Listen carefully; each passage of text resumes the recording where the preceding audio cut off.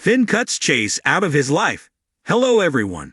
Welcome to my channel General Hospital Update. I hope everyone is having a wonderful day. Before starting the video, please go ahead and hit the subscribe button and give this video a like up. Finn cuts Chase out of his life, and Brennan gives Anna a warning about, spoiler, General Hospital.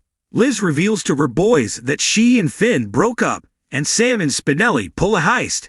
Credit: ABC screenshot. All products and services featured are independently chosen by editors. However, Soaps.com may receive a commission on orders placed through its retail links, and the retailer may receive certain auditable data for accounting purposes. General Hospital's Jonathan Jackson shares music to Lucky fans' ears. Anna stops by Jack's room at the hospital and asks what was so important that he needed to see her right away. Jack says he's being sent back to Pentonville, and he wanted to give her a heads up.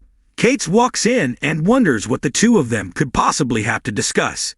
He reveals the guard is instructed to tell them when Jack has a visitor, and asks Anna why she's here. Apple Math, iPhone storage, iCloud. Anna says doesn't know and asks Jack why he summoned her. Jack says he just wanted to say goodbye. Kate leaves them to enjoy their double talk, and Anna asks Jack what is going on.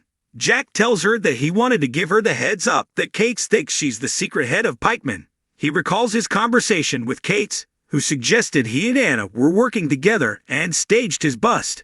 Anna steps out and makes calls and delays Jack's transfer for a few hours so they can talk.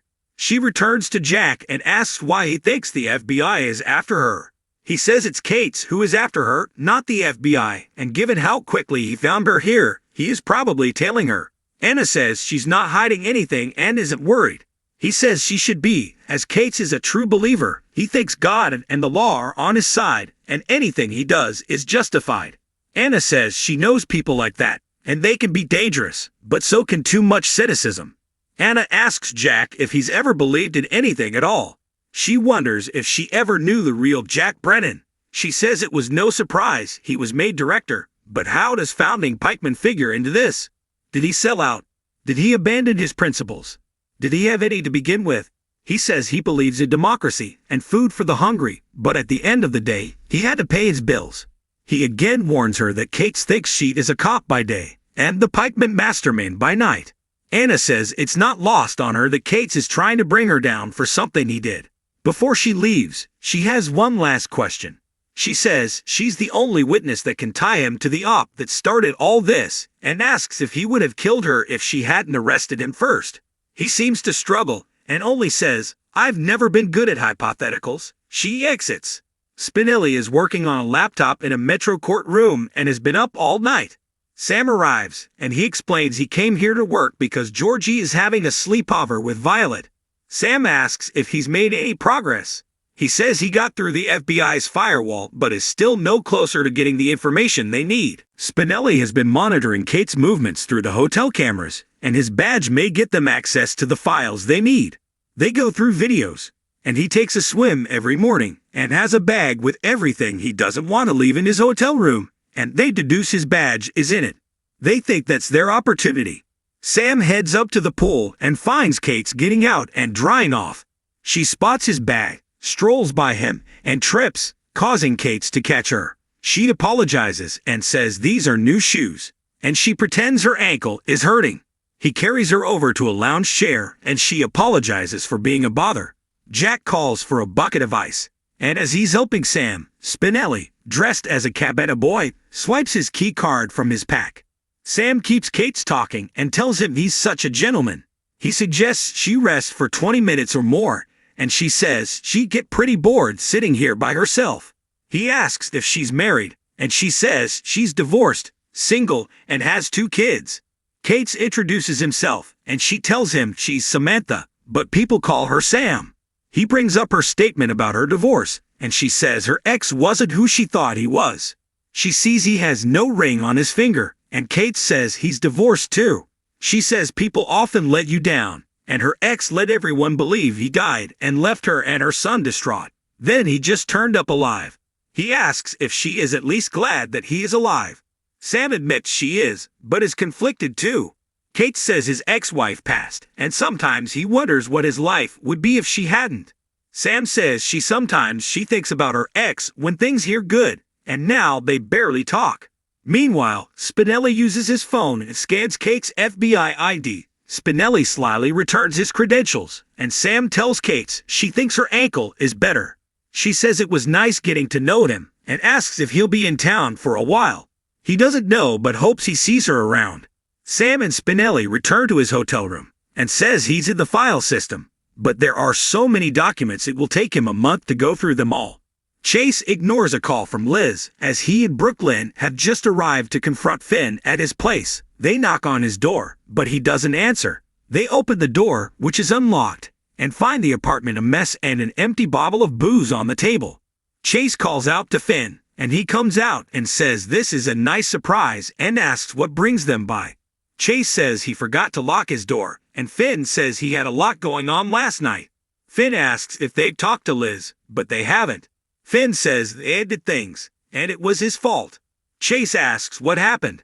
Finn dodges the question and thinks he should clean the place up before Violet gets home from Maxie's.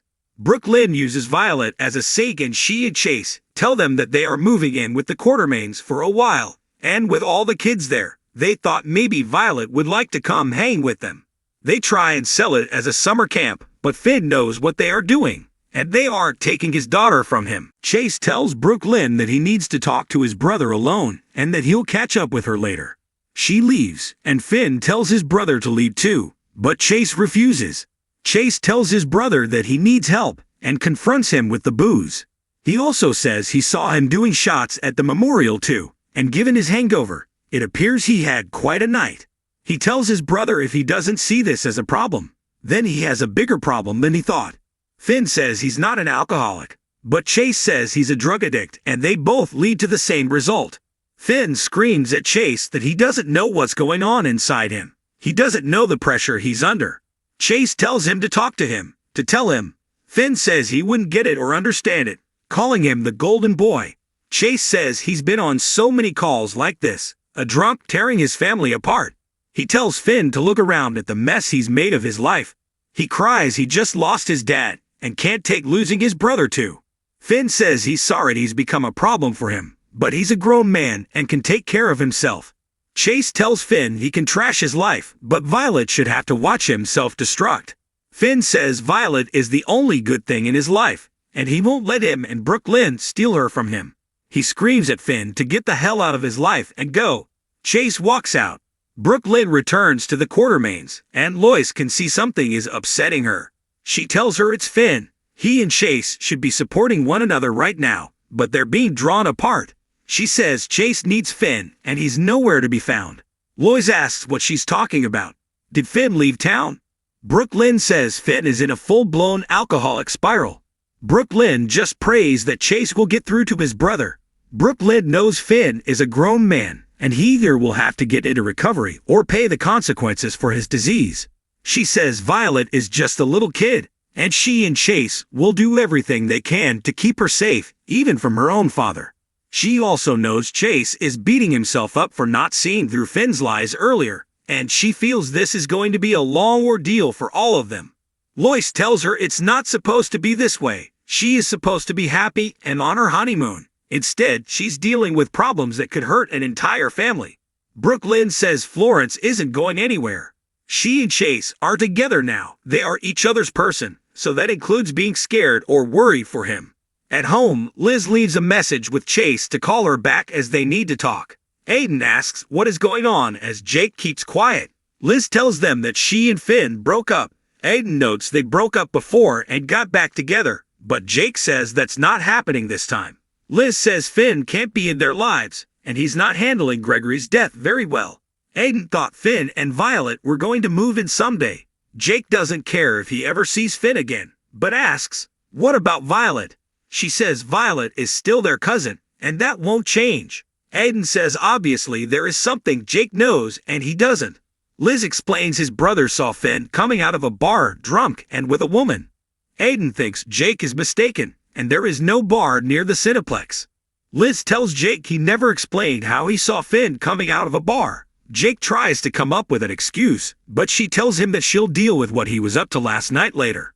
She says he was somewhere he wasn't supposed to be, and he could have not told her about Finn to avoid trouble, but he did tell her and she thanks him. She also says she's really glad he called his dad for help.